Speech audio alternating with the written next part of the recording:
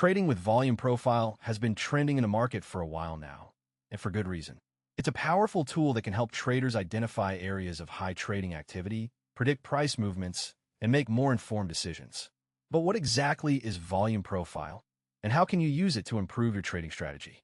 Volume profile is a charting technique that displays the total trading volume at different price levels over a specific period. It's a graphical representation of the liquidity and market participation in a particular security. The idea behind volume profile is that areas with high trading volume tend to become support or resistance levels, which can influence price movements. To trade with volume profile, you'll need to follow these basic steps. First, you need to set your chart to display the volume profile indicator. You can usually find this in your trading platform's indicator menu. Once you have the volume profile displayed, you'll see a chart with three main sections: the high volume area, HVA, the low volume area,